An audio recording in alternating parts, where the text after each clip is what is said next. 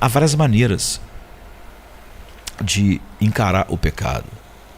É ele aberto ou oculto? É um pecado maior ou menor? É cometido por ignorância ou com pleno conhecimento do que é errado? Com o último ato em mente, Davi orou no Salmo 19, verso 13. Ele disse: guarda também o teu servo da arrogância, do orgulho, para que não me domine as coisas que são vãs. Então serei íntegro e estarei livre de grande transgressão. Davi orou para ser guardado de cometer pecados de presunção. Não cometê-los por sua vez o tornará íntegro. Como o pecado original nos afeta a todos nós somos naturalmente propensos a todos os pecados. O pecado original não nos dá uma folga de certos pecados, mas a semente de todo pecado espreita em nosso coração, mesmo que não seja agido, não é? Que não entre em ação.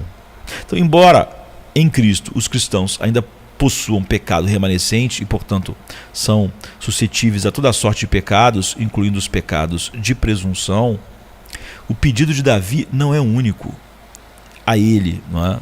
Mas permanece como um pedido que todos os cristãos deveriam fazer diante de Deus todos os dias. Muitas pessoas piedosas caíram vítimas do pecado de presunção, o que é um aviso para todos nós. Ninguém está inteiramente livre da culpa e do perigo desse tipo de pecado. Tais situações são exacerbadas, não é? Quando envolvem um cristão professante.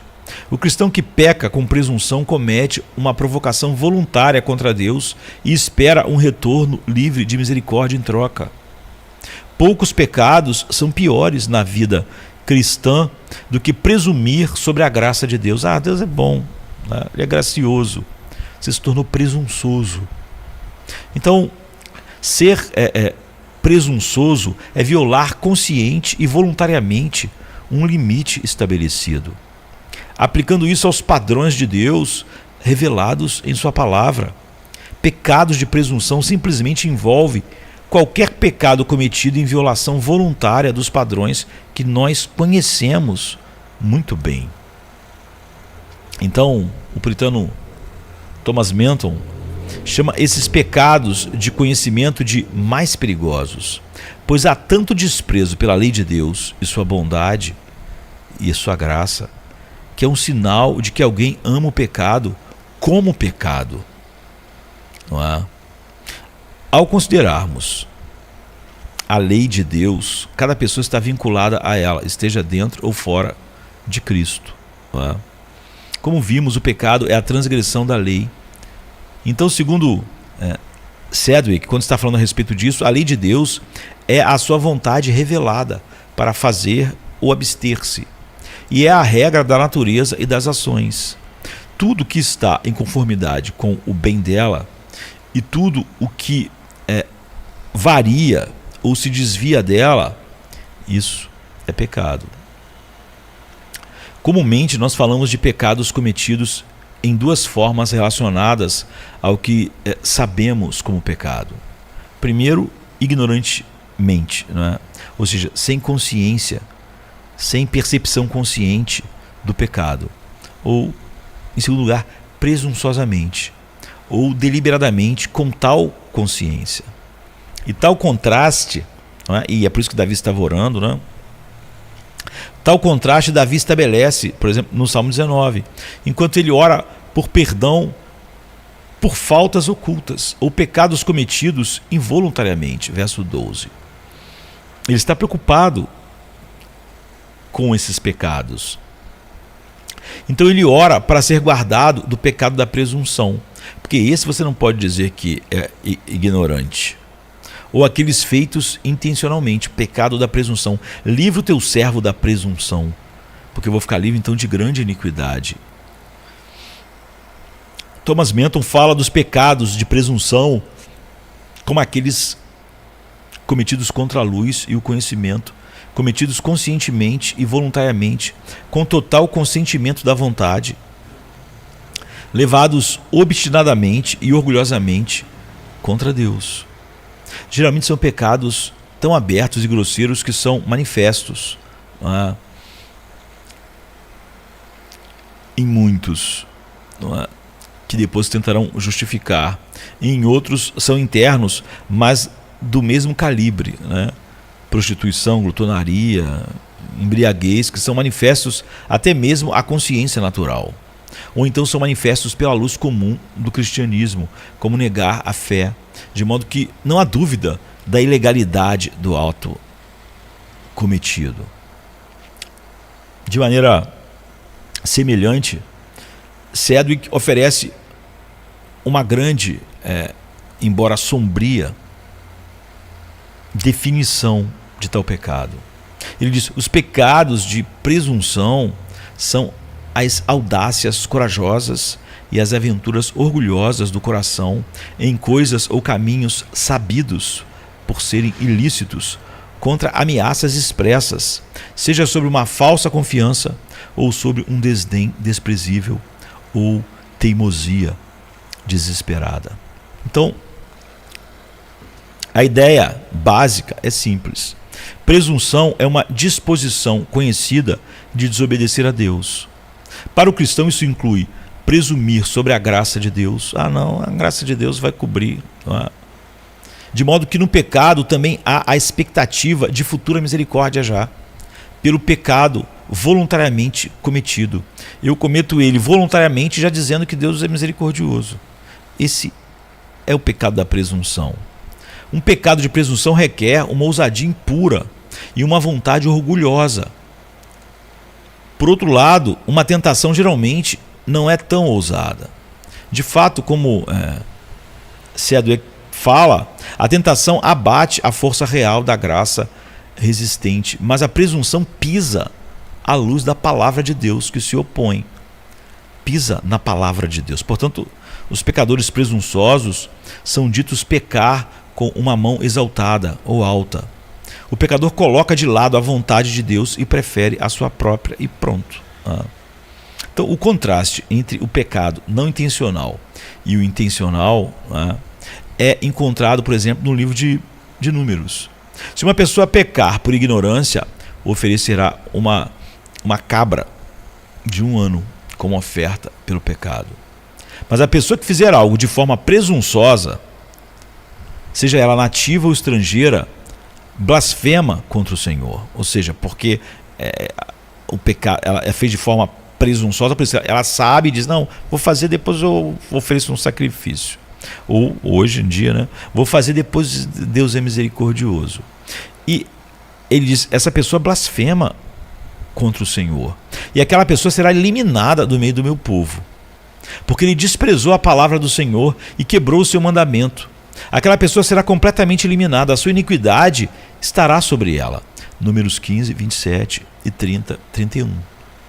Então, os pecadores intencionais e presunçosos sabem o que estão fazendo. Eles extinguem o que veem claramente como a luz da palavra de Deus para deliberadamente andarem em trevas.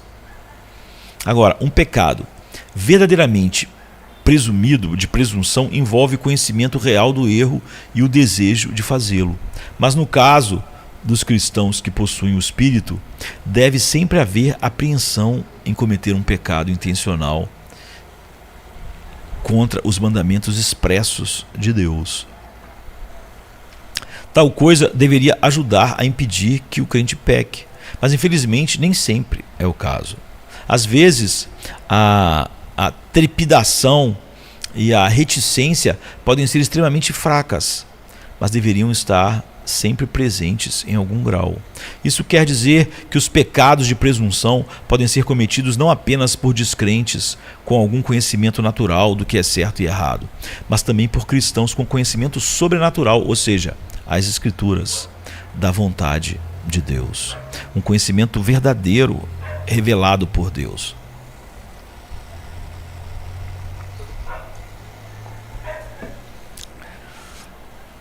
Deus não permaneceu em silêncio quanto às consequências do pecado.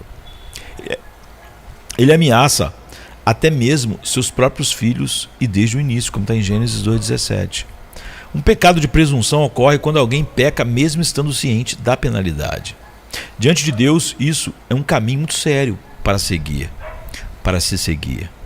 Então imagine ver uma ponte que ameaça desabar se você a atravessar. O pecador presunçoso está ciente da ameaça. Não atravessa essa ponte, ela vai cair. Mas a presunção nos leva a atravessar a ponte, independentemente do perigo e da ameaça. Deus adverte seu próprio povo para que tenha cuidado, para não desviar o coração do Senhor e servir a deuses falsos. Deuteronômio 29, verso 18. Aquele que o faz é uma raiz que dá frutos venenosos e amargos. Um que, quando ouve a palavra desta aliança jurada, a Bíblia diz, se bendiz no coração dizendo, eu vou ficar seguro. Embora eu siga a maldade do meu coração, isso não me levará à destruição. Deuteronômio 29, 18. Isso é tão comum, não é? Já no Novo Testamento a gente vê o mesmo tipo de ameaça para aqueles que abandonam a adoração coletiva, a adoração pública, o culto. A Bíblia diz, não negligenciem reunir-se, como é costume de alguns, mas encorajem-se. Ou seja, Deus está dizendo claramente, não negligencie. Quando a pessoa negligencia, você vê, ela não pode dizer que aquilo é um pecado. Ela vai dizer que nem é pecado, né? Apesar da clareza bíblica, né? Ela não pode dizer que aquilo é um pecado de ignorância. Não negligenciem reunir-se, como é costume de alguns, mas encorajem-se uns aos outros. E tanto mais quando vem o dia se aproximando. Porque se continuarmos a pecar assim, por exemplo, como deixar de cultuar publicamente Deus, não é? O culto corporativo e todas as outras coisas. E é por isso que um deve estimular o outro. E pecar deliberadamente depois de receber o conhecimento da verdade, já não resta mais sacrifício pelo pecado, mas uma expectativa terrível de julgamento e uma fúria de fogo que consumirá os adversários. Hebreus 10, 25 a 27. Cristãos que pecam presunçosamente têm uma falsa confiança na graça e não a confiança verdadeira. Tem uma falsa confiança tanto mal compreendendo quanto trivializando, não é, a misericórdia de Deus, como se fosse algo banal, como o cético, debochado filósofo francês diz, Deus perdoará, esse é o trabalho dele. Eles pensam que podem pecar deliberadamente contra Deus porque ele será misericordioso e os perdoará mais tarde. Então eles abusam da misericórdia de Deus. É como se alguém fosse bom e você pensasse, vou fazer todo tipo de maldade contra essa pessoa, ela é boa. Isso é o mal ao máximo, não é? Então ele pensa, olha, vamos abusar da misericórdia de Deus em Cristo por nossa desobediência deliberada. O problema com essa atitude não pode ser exagerado, né? Esse é precisamente o tipo de pessoa no caminho da apostasia, de acordo com a palavra de Deus, em Deuteronômio 28, 18, 19, Hebreus 10, 25. O que é óbvio, um eleito nunca pode apostatar finalmente, mas um monte de cristãos apenas nominais certamente o farão, porque estão se tornando cada vez mais insensíveis a Deus. Esse pode ser o tipo de pessoa que abraçou a misericórdia de Deus mentalmente, mas não conhece nada da verdade da misericórdia no coração, porque a misericórdia de Deus era para produzir mais amor. O amor de Cristo nos constrange e não, o amor de Cristo é tão grande, agora então vou fazer isso, porque ele ama, não é? Ele perdoa. Na verdade, essa pessoa não vê o amor como uma beleza pela qual adora a Deus. Ela despreza esse amor e acha que pode abusar dele. Na verdade, é a misericórdia de Deus em Cristo que nos impede de pecados de presunção. Por isso Davi estava orando, Senhor, me impeça de pecados da presunção. Se os cristãos professos pecarem deliberadamente contra a lei de Deus, mas pensarem que Deus certamente será misericordioso no futuro, eles também estão assumindo que terão a força para se arrepender no futuro. Mas o arrependimento é um dom. Como você pode dizer assim, vou fazer isso e amanhã vou me arrepender verdadeiramente? Então, como Sedgwick observa devidamente, não temos garantia de um arrependimento futuro. Porque o arrependimento não é algo que eu produzo. Não é pedir desculpa. Porque muitas pessoas pensam que o arrependimento é como você quando pisa no pé de alguém no ônibus. Me desculpa. As pessoas acreditam que isso é arrependimento. Amanhã eu vou falar me desculpa para Deus. Mas isso não é arrependimento. Você não tem certeza se vai se arrepender, porque o arrependimento é um dom de Deus. Então, o futuro, você não tem garantia de arrependimento verdadeiro no futuro. Toda vida, ele diz, tem seus limites do Senhor da vida e da morte. Quem peca hoje não pode ter certeza de que viverá até amanhã. E se viver até amanhã, não tem certeza de que será operado no seu coração um verdadeiro arrependimento. Agora, o arrependimento é uma obra desta vida. A morte nos vincula a uma sentença, e então é tarde demais para voltar.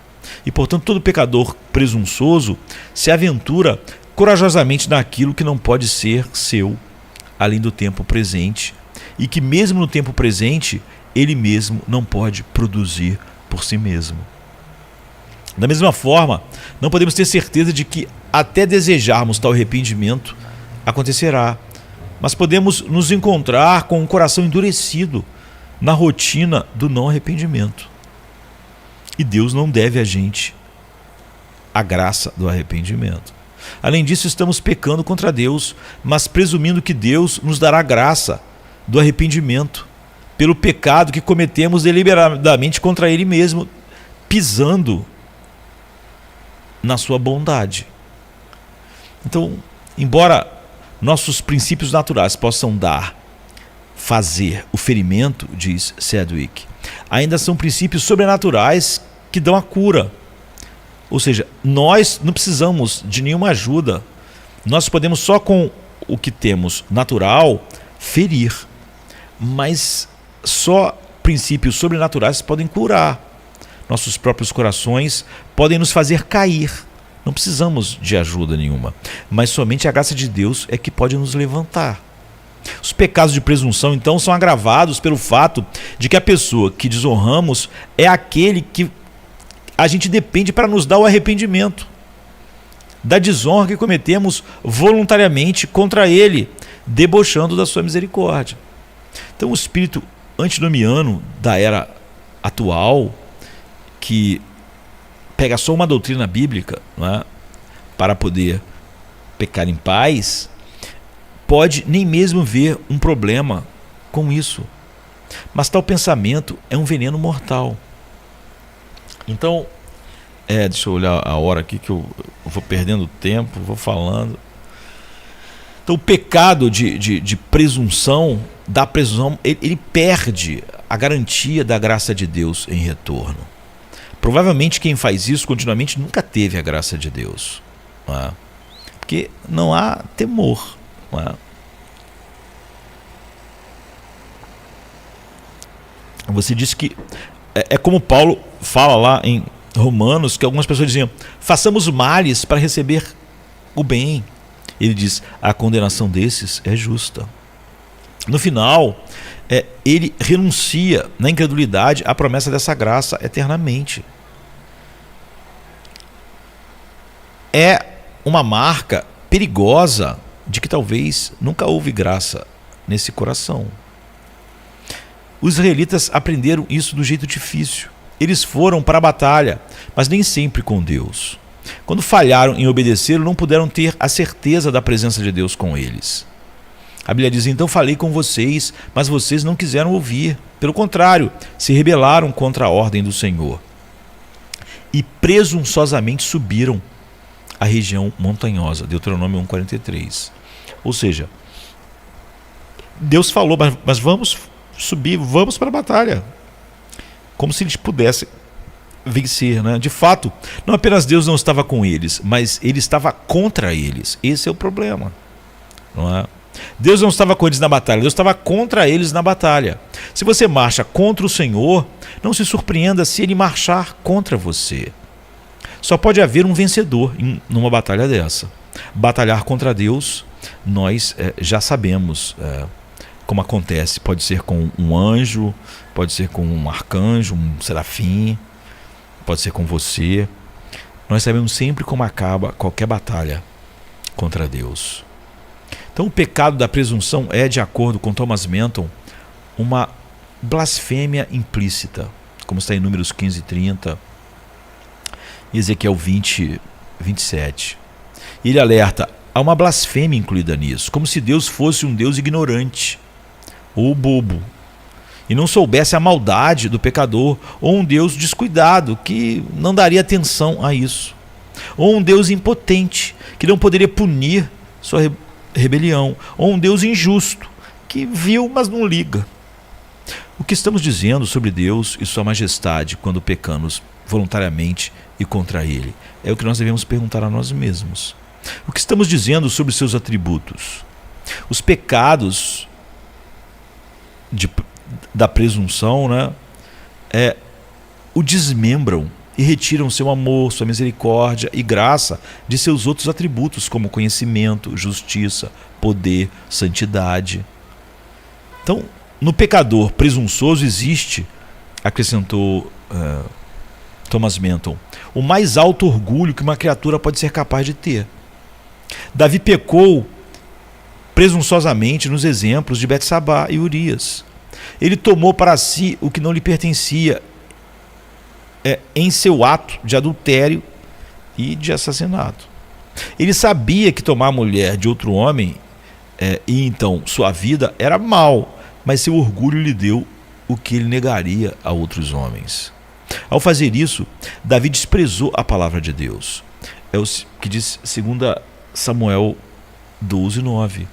Por que você desprezou a mim, a minha palavra? Seu pecado de orgulho, que se manifestou em adultério e assassinato, significou que a espada nunca mais se afastaria da casa de Davi. Verso 10. E nós vimos como um irmão mata o outro, um irmão estupra outra. Desprezar a Deus, um ato de orgulho sempre tem consequências terríveis. E elas podem envolver grande perda física e espiritual. Mesmo quando o pai disciplina seus filhos com amor terno, como ele fez com Davi. O cristão passa muito tempo na palavra de Deus e na adoração coletiva, sendo alimentado pelos ensinamentos da palavra, sermões, etc., como estamos fazendo agora. Os cristãos recebem verdadeira fonte de verdade sobre verdade fluindo de Deus. Eles passam da imaturidade para a maturidade em seu conhecimento do Senhor. Eles experimentam o poder e a graça de Deus. Então, pecar voluntariamente em presunção não apenas pisa nesses dons celestiais, mas também despreza a graça, o gracioso Senhor que deu a eles o que eles não mereciam.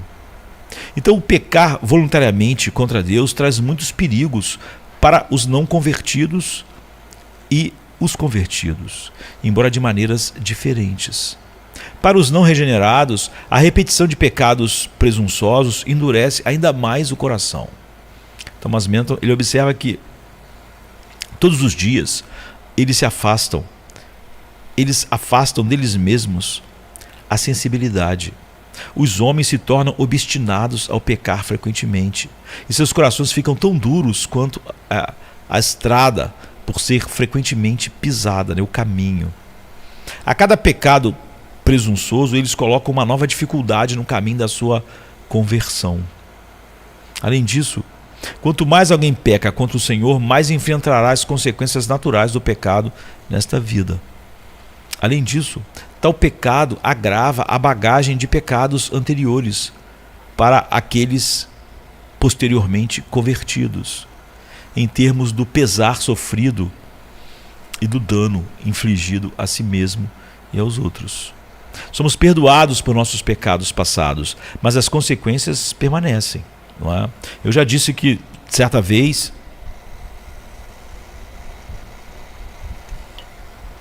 um esposo que tinha traído a sua esposa, depois se reconciliaram, estava tudo bem, mas ele uma vez disse para mim assim: pastor, o problema é que já passou muito tempo, mas minha esposa, ela não confia em mim.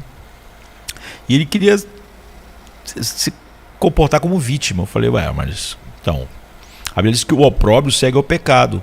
Você não se mostrou digno de confiança. Se ela demorar muito mais tempo para confiar em você, então você tem que suportar isso. Essa é uma consequência do seu pecado. Você não pode pegar a consequência do seu pecado e falar como se fosse um problema da sua esposa. Ela confiou em você durante anos e foi enganada por você. Agora, por que ela passaria a confiar plenamente em você, como ela confiou antes? Talvez vá levar muito tempo para ela fazer isso. E você tem que suportar o opróbrio do seu pecado, em vez de se fazer de vítima. Não é? A vítima nessa história toda não foi você, não é você. É ela que foi traída por você. Agora, como o traidor pode exigir confiança inabalável? Não pode. Você vai ter que, como um bom marido que verdadeiramente se arrependeu e voltou para os caminhos do Senhor, viver uma vida, não é, que se mostre digna de um verdadeiro arrependimento, de tal maneira que um dia ela confie em você. Não é? Agora não. Quando você se atrasa, quando você demora a chegar, quando você diz que tem um compromisso, todas as luzes se acendem, porque você não se mostrou confiável. Então as consequências do nosso pecado permanecem. A Bíblia diz que o opróbrio segue ao pecado, ou seja, mesmo do pecado perdoado. Não é? Eu matei alguém, eu sou perdoado e vou ser preso, não é? Para cumprir a pena do meu crime. Não é? Nem sempre as coisas são assim, tão graves, não é? Mas alguém que se mostrou infiel, não é? Alguém que se mostrou não confiável, e não só num casamento, não é? Mas na vida, às vezes vai ter que conviver com o opróbrio do pecado, da falta de confiança. E às vezes isso envolve o horror de lembrar o que fizemos e contra quem pecamos. Por exemplo, na fornicação, ou na raiva abusiva, ou no adultério. Às vezes, os efeitos físicos, como problemas de saúde ou dificuldades econômicas, podem continuar. Por exemplo, como no vício em álcool ou na busca imprudente pelo prazer. Às vezes você é perdoado e ficou com um problema de saúde. Não é? Mas após a regeneração, o perigo dos pecados presunçosos aumenta de uma maneira que deveria nos deixar sóbrios. Pecados de fraqueza e ignorância são uma coisa, especialmente quando há pouca deliberação. Não é?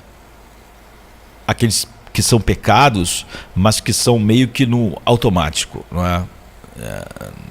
Alguém fala uma coisa e eu respondi e foi assim.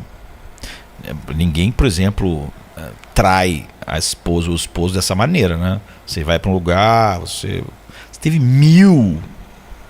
Davi não pode dizer, não, eu estava andando, de repente, né, eu adulterei com Betsabá. Não é? É um pecado de presunção. Não é? Mas conspirar o mal contra um claro mandamento de Deus levará, na visão de Thomas Menton, a uma triste ruptura entre Deus e a alma, nos lançando nas profundezas do medo e dos pensamentos perplexos. Eles destroem nossos confortos, ferem nossas consciências. Os verdadeiros cristãos nunca podem perder o amor incondicional de Deus, que diz respeito ao seu amor eterno, de benevolência para com os eleitos. Mas esses pecadores presunçosos podem despertar a desaprovação de Deus por eles, como no caso de Davi. E quando o luto acabou, a Bíblia diz, Davi a enviou para sua casa, e ela se tornou sua mulher e lhe deu um filho. Mas o que Davi havia feito desagradou ao Senhor. 2 Samuel 11, 27. Deus exige mais daqueles a quem muito é dado. Lucas 12, 48. Porque temos um maior conhecimento e maiores poderes para resistir ao pecado. Nosso Senhor pode punir nossos pecados de presunção nessa vida com uma maior severidade do que parece infligir aos ímpios.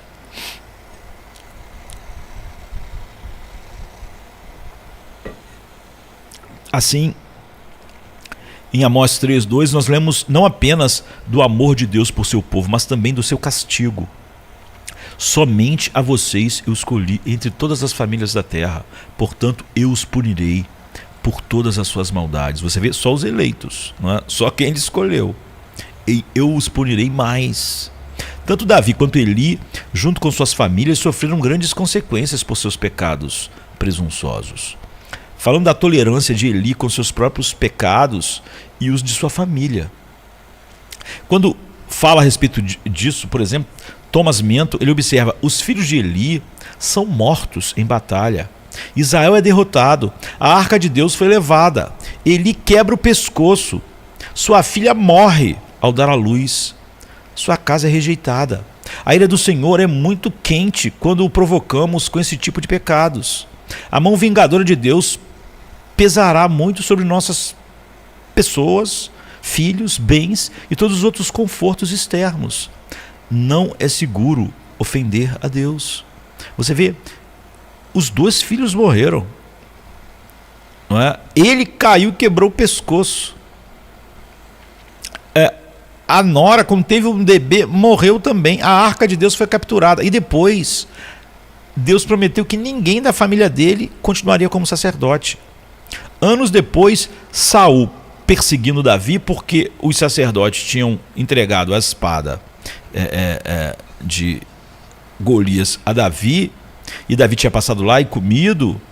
Saul matou a família de Eli inteira. E só um fugiu com o éfode, não é? Com o Urim e o Tumim. Um sobreviveu, que foi Abiatar, ainda jovem, até encontrar Davi, e ele passou então a fazer parte daqueles valentes de Davi, e ele ficou servindo como sacerdote até Davi morrer. Mas quando morreu, como ele fez parte lá de um complô contra Salomão, Salomão mandou matar ele, e Deus disse: era o último na família de Eli. Anos e anos, décadas depois, né? Deus disse: ele morreu para se cumprir a palavra que eu disse, que ninguém da família de Eli me serviria. Então Abiatar foi o último sacerdote da família. No final, somos chamados a viver para a glória de Deus, e pecar presunçosamente faz exatamente o oposto. Uma vida assim toma o nome do Senhor em vão enquanto pecamos contra Ele voluntariamente, porque você peca voluntariamente dizendo: Deus é assim, Deus é misericordioso, Deus é bom. Ou seja, junta o pecado ao desprezo pela sua misericórdia ao falar o nome de Deus em vão. Não é? Tornamos nosso nome superior ao de Deus por ações e convidamos a sua desaprovação. Nós nos prejudicamos e prejudicamos os outros ao negar as perigosas consequências de presunção sobre a graça do Senhor, porque quando você faz isso, você induz outras pessoas a fazerem: a graça é assim? É assim que faz? Então é assim, Deus é misericordioso, Ele é bom, a gente pode fazer. Além de você fazer, você está pregando um sermão para outras pessoas. A graça é algo que nós devemos abusar dela. Ou seja, as consequências você mesmo não pode depois consertar, porque você pode fazer pessoas irem nessa direção, e você depois, mesmo arrependido, experimentando as consequências, não pode fazer essas pessoas mudarem. É como eu já disse, pais às vezes estão na igreja e eles fazem por 1000 pequenas coisas um monte de problemas e saem e tal, e depois os filhos ficam tudo sem Deus. Aí os filhos crescem, né, tal, viram o pai falando de igreja, não pela verdade de Deus, por coisas mesquinhas da vida. Depois eles voltam, se arrependem, mas os filhos nunca mais voltam. Aí eles pensam, meu Deus, meus filhos não estão no mundo. Então, o que os filhos viram? O que eles entenderam a respeito da igreja? Os pais, você vê, podem naturalmente afastar os filhos de Deus e passar naturalmente para eles uma visão deturpada da igreja de Cristo. Mas eles não podem naturalmente trazê-los de volta. Dependem de algo sobrenatural que Deus não deve a eles. Então, às vezes, entramos voluntariamente em um curso de pecado e pensamos que vamos, como Thomas Manton observa, compensar um curso de pecado em um tipo de fazer muitos deveres para compensar aquilo. Como alguns que vivem na impureza serão caridosos. Não, eu sou impuro, eu vivo uma vida impura, mas eu ajudo muito as pessoas, ou então eu contribuo muito com a igreja, para desculpar ou expiar a sua ofensa de uma vida suja, o que aumenta o seu pecado, como se o seu dinheiro ou qualquer coisa pudesse realmente expiar algum pecado. Então, um contador, ele pode trapacear, não é, seus clientes conscientemente por uma quantia de dinheiro, mas fazer uma bela contribuição para a igreja. Ele pode sonegar imposto, mas dar uma bela oferta à igreja, para compensar. Uma mulher pode trair o marido, mas ainda assim se esforçar para criar bem os filhos e ser carinhosa, não é? E ser... Uma criança pode roubar dos pais, mas se esforçar para tirar nota boa na escola. Muitas vezes trabalhamos duro em uma área para nos sentirmos menos culpados por um pecado em outra área. O pecado presunçoso é enganoso, não apenas perigoso. Então considere, deixa eu ver que horas são. Considere 3 cenários de alguém dirigindo. Né? Um eletricista que às vezes para tomar umas cervejas com seus amigos e não vê problema em dirigir acima do limite legal. Um jovem que é designer de site, que fica acordado até tarde jogando e luta para nunca dormir e depois vai dirigir o seu trajeto matinal com poucas horas de sono. E um fisioterapeuta que viaja para as suas consultas em casas, né, habitualmente com seu smartphone em uso, até mesmo para enviar mensagem de texto. Logo ele que faz fisioterapia em pessoas que se acidentaram e estão com problemas. Alguém desses é melhor que os outros? Os 3 constituem direção perigosa, ilegal. Os 3 quebram o 6º mandamento ao não se importarem com a vida sua e com a vida dos outros. Além disso, eles fazem isso o tempo todo e pensam que, ao contrário dos outros, são capazes de se manterem seguros. Isso não é confiança habilidosa, mas orgulho, pecado presumido, pecado da presunção. Eles sabem que está errado, mas continuam fazendo isso, apesar dos sustos que já tiveram ao cochilar. Também estão presumindo sobre a providência e a misericórdia de Deus para mantê-los seguros, não é? Como se Deus vai guardar, mesmo se cometerem o que estão cometendo. Então, esse dia será como qualquer outro, eles pensam, não é? Ainda assim, eu preciso parar de fazer isso, é loucura, dizem a si mesmo. O tempo pode nunca ou ser tarde demais para isso. Qual é a solução para pecadores presunçosos, como todos nós podemos ser? Não podemos matar o pecado, ou pensar que estamos fazendo isso enquanto nutrimos, não podemos mortificar o pecado, enquanto nutrimos nossos pecados preciosos, acariciados, como o anel, né, do Gollum, meu precioso. Então brincamos com o fogo ao nos entregarmos a algo que sabemos ser errado diante de Deus. Vou lidar com isso depois. Vou resolver isso mais tarde. Insistimos, mas quanto mais nos instalamos na rotina, quanto mais esses pecados entram na nossa rotina, menos provável será que realmente a gente lide com ele algum dia. Então John Owen, ele percebe de maneira perspicaz, né, que o costume de pecar tira a consciência dele. O curso do mundo tira a vergonha dele. E o amor por ele torna os homens ávidos em buscar mais dele. Portanto, devemos nos arrepender cedo e frequentemente. Pecados presunçosos especialmente entristecem o Espírito Santo. Deus mesmo e enfraquecem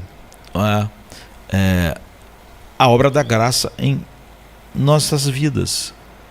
Então a gente deve orar como Davi fez. Guarda também o teu servo dos pecados presunçosos, ou da presunção. Não deixes que eles me dominem. Então serei irrepreensível e inocente de grande transgressão. Salmo 19, verso 3. A gente podia continuar falando, não é? Há tanto para falar a respeito disso, não é? De como o pecado é sutil. Então a gente deve ficar com aquilo que Paulo falou para a igreja dos Coríntios. Eu temo que Satanás, que a serpente com a sua astúcia, como enganou Eva, engane vocês também, levando vocês a se desviarem a mente de vocês da verdade. Então, a serpente é um inimigo que faz isso. Mas o pecado que habita em nós é tão insidioso e astuto quanto a serpente. E a diferença é que ele habita em nós. Então, nós devemos realmente continuamente levar a sério. Guarda também o teu servo dos pecados presunçosos. Não deixes que eles me dominem. Então serei irrepreensível e inocente de grande transgressão. Amém, queridos? Amém. Se Deus quiser, vamos continuar falando a respeito de como Deus nos deu armas para realmente vivermos uma vida que passamos ela com nossa armadura, com a espada, e mesmo no dia mau, a gente havendo feito tudo, a gente fica firme. Que o Senhor possa nos abençoar. Amém, queridos? Amém. Venha se cansado estás, e eu descanso darei.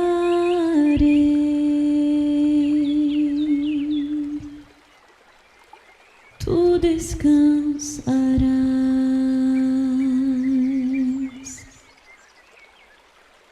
Venha a mim se não tens paz, e eu darei paz sem fim.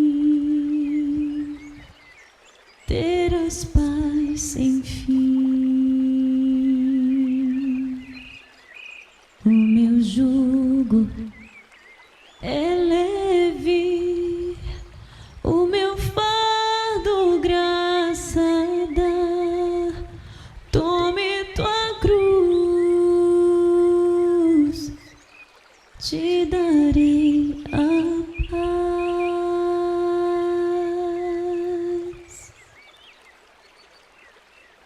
Venha o aflito e lhe darei paz. Minha paz darei.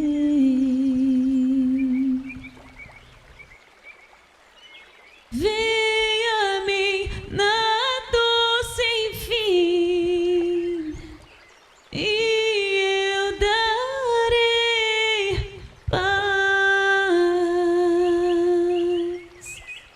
Darei minha paz. Acalmar tuas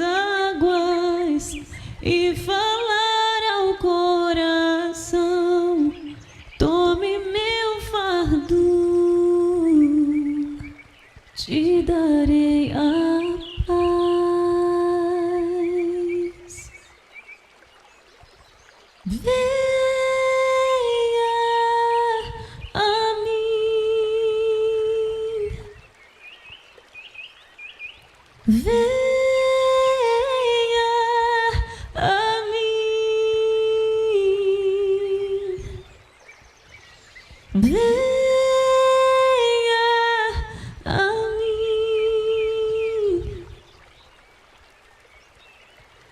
A minha graça te chama, a minha graça te salva.